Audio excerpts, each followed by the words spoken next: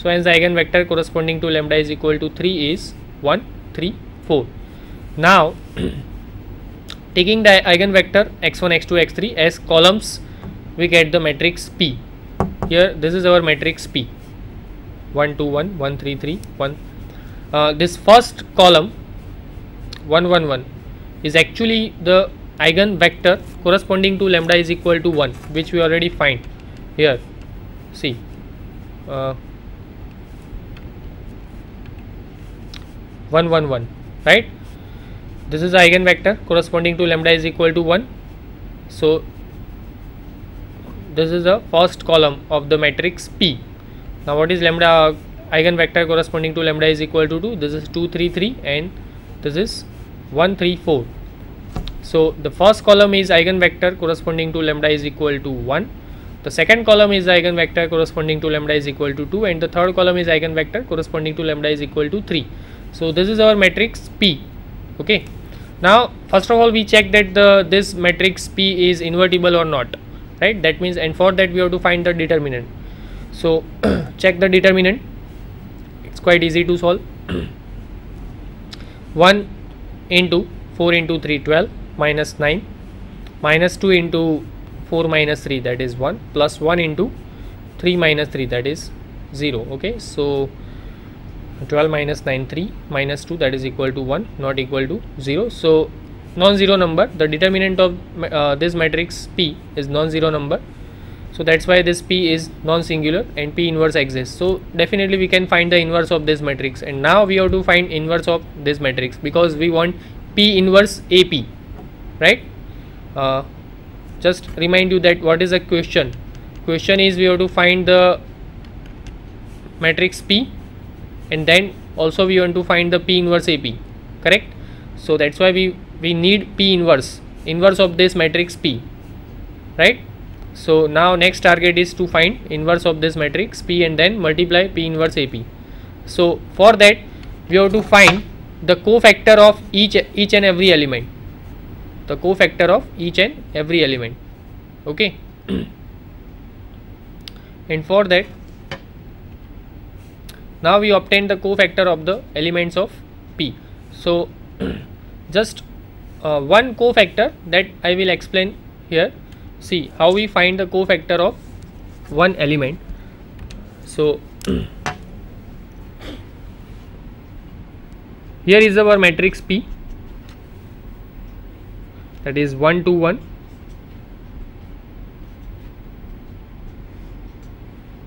1, 3, 3 and 1, 3, 4.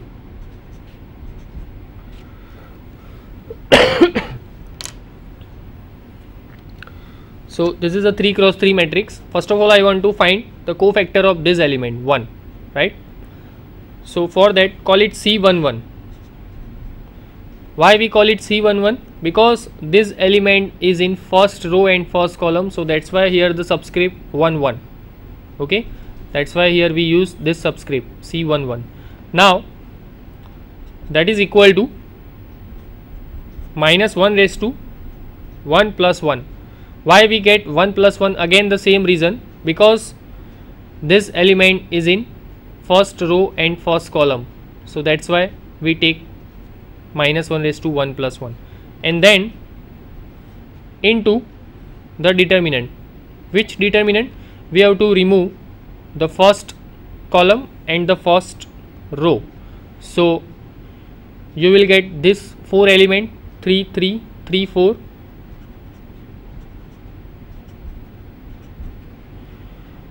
Right? We know that minus 1 raised to 2, that is 1. So just we have to find this determinant, and that is 4 into 3, 12 minus 4 into 3, 12. So 12 minus 12, that is 0. So C11 you will get 0 here. Let's try to find another cofactor. Let's try to find this, the cofactor of 3. Now let's try to find the cofactor of this element 3. Okay, now in which column this element is, in which column? Third column and second row, right? So the second row and third column, so that's why we use C23. that is equal to minus 1 raised to 2 plus 3, okay, into we have to remove the column and the row in which this element have, right? So we have to remove this row and this column. So you will get this 4 element 1 2 1 3. So 1 2 1 3. Now minus 1 raised to 5, that is minus 1, right? And determinant of this value 3 into 1 3 minus 2 into 1 2. So 3 minus 2, that is 1, and minus 1 into 1, that is minus 1. Okay, so using this method you can understand how we find the cofactor of each and every element, right? I already find the one of the 2 cofactor here, so now you can find all the other 7 cofactors, and we have to put all the cofactors as a column wise. That means what? C11, we can find C11, C12, this is C12, the cofactor of this element we call it C12, the cofactor of this element we call it C13, right? So the cofactor of the first the cofactor of all the element of the first row, that we have to put in the as a column, the first column. Again the cofactor of the all the elements of the second row we have to put as a second column, and with the same method as a third column we can find, and that is our adjoint of the matrix. And what is our inverse? Inverse is adjoint of the matrix divided by determinant. So now you can see this is all the cofactor, here call it A11, you can also call it C11, C12 and all that. So now we obtain the cofactor of the elements, right? This is the first cofactor, second, third, and put all the cofactor as a column wise. So 3 minus 1 0, 3 minus 1 0, this is minus 5 3 minus 1, and then 3 minus 2 1. Okay, so that is exactly our adjoint of the matrix A. And what is our inverse? Inverse of the matrix is adjoint of A divided by determinant of A. Sorry, this is not a P, so this is actually adjoint of P, right? Adjoint of P divided by determinant of P, and this is our adjoint. What is our determinant? We already find here determinant of P is 1, so exactly the adjoint of the matrix P, that is exactly our inverse. Okay, now we also find P inverse AP. So P inverse AP, this is our P inverse, this is A and this is P. Now matrix multiplication, that you should know that how we multiply any two matrix, right? There is also one condition that you cannot multiply any two matrices, right? The number of column of the first matrix, that is equal to the number of row of the second matrix, right? So here all the matrix are in 3 cross 3, so that problem does not arise here. You don't need to check, in fact, right? Because in 3 of the matrix the number of row and number of column are same. These 3 are square matrices, but in general when you multiply two matrices, just make sure that the number of column of the first matrix, that is equal to the number of row of the second matrix, right? If these two are not equal, you cannot multiply that two matrices. So P inverse AP, this is our P inverse, the first matrix is P inverse, which we find here, right? This is matrix A, which is already given in the example, and this is P, matrix P. So when you multiply, this is just a simple multiplication of 3 matrices, just try to find out, and that is exactly the diagonal matrix in which the main diagonal entries are exactly the eigen values. You can see 1 2 3 are our eigen values. Now in P, the first column, you can see in P the first column is eigen vector corresponding to lambda is equal to 1, so that is our first element 1. The second column, that is our eigen vector corresponding to lambda is equal to 2, so that is our second element in main diagonal entries, and the 3 is exactly the third column of the matrix P. The third column of the matrix P is the eigen vector corresponding to lambda is equal to 3, so that's why this the third element is 3 here. So this is the diagonal matrix, and in which main diagonal entries are nothing but the eigen values. So 1 2 3 are eigen values. Okay, so here is a complete the solution of this example. And the next example, question 5b. By Kelly-Hamilton theorem, if A is equal to 2 1 1, if A is equal to, again the 3 cross 3 matrix, 2 1 1, the second row is 0 1 0 and the third row is 1 1 2, then prove that a raised to 8 minus 5 a raised to 7 plus 7 a raised to 6 minus 3 a raised to 5 plus a raised to 4 minus 5 a raised to 3 plus 8 a square minus 2a plus I, that is equal to this matrix, this 3 cross 3 matrix, 8 5 5 0 3 0 5 5 8. Okay, so now directly to solve these equations, for that we have to find a square and then a cube and then a raised to 4. It's quite very long example, right? So by Kelly-Hamilton theorem we can solve easily, we get this matrix. How? Because what is the statement of Kelly-Hamilton theorem? It says that every square matrix satisfied its characteristic equation. Every square matrix satisfied its characteristic equation. So just before to solve, in previous example we already find characteristic equation. So now you can understand how we find characteristic equation. And in that characteristic equation we have lambda, right? In that characteristic equation we have lambda. Instead of lambda, if we put a given matrix A, then also satisfy that equation. That says that Kelly-Hamilton theorem, that every square matrix satisfied its characteristic equation, and using that equation we can find easily to solve this equation, and we will get this matrix. So the characteristic equation of A, that is equal to determinant of A minus lambda I, that is equal to 0. So here is the determinant, 2 minus lambda 1 1.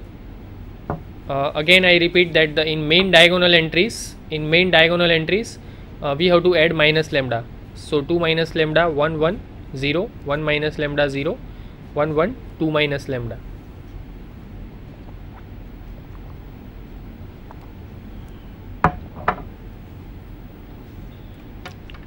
So to solve this equation, just we use some properties of the determinant to make sure that easily we can find the solution. So R1 minus R3. So R1 minus R3, so just 2 minus lambda minus 1. So 1 minus lambda, here we get 0, and then 1 minus 2 minus plus lambda, so you will get minus 1 plus lambda, so that is lambda minus 1. The second row is as it is and third row is also as it is, 0 1 minus lambda 0 1 1 2 minus lambda. So you can see 1 minus lambda will be common, 1 minus in first row and the second row. So 1 minus lambda square, the first row is 1 0 minus 1, the second row is 0 1 0, and the third row become 1 1 2 minus lambda. That is equal to 0. Now you can easily solve this determinant, that is 1 into 2 minus lambda and then minus 1 into minus 1. Okay, 0 into 1, that is 0 minus 1. So easily you can find this determinant, and finally you will get 1 minus lambda square into 3 minus lambda. When we multiply this two factor, you will get this equations, lambda cube minus 5 lambda square plus 7 lambda minus 3, that is equal to 0. Now try to understand, this is our characteristic equation, which is a polynomial in lambda of third degree, right? Third degree polynomial of lambda. Now instead of lambda, if we put a, that is also satisfied this equation, and we have to use this equation. That means what?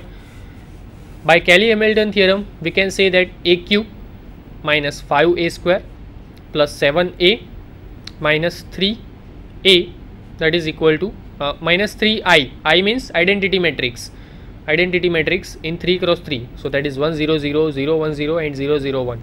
That is also a 0 matrix. 0 means 0 matrix, right? So that equation is also satisfied. Okay. So by Cayley-Hamilton theorem, the characteristic equation of A is a cube minus 5a square plus 7a minus 3i, that is equal to 0.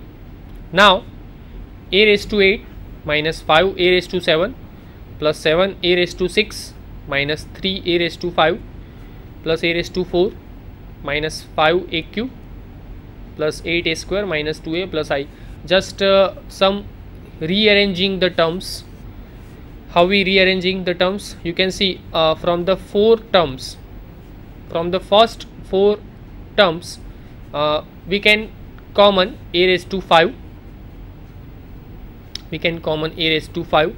So in bracket, how we get a cube minus 5a square plus 7a minus 3i, right? Now another 4 terms, from the another 4 terms, this is our another 4 terms, we common plus a. So and with the same bracket we put here a raised to a cube minus 5a square plus 7a minus 3i, a cube minus 5a square plus 7a minus 3i. Now let's see, a raised to 4, a into a cube, so a raised to 4, here we already get a raised to 4, correct? Now minus 5a into minus 5a square, so we get minus 5a cube, also here minus 5a cube, so don't need to add anything. Now a into 7a, we get 7a square, 7a square, okay, but here 8a square, here we have 8a square, so definitely we have to add 1a square here, so this is a square. Next is a into minus 3i, so we get minus 3a, but here minus 2a, so definitely we have to add plus a here, and then plus I from this term, plus I, okay.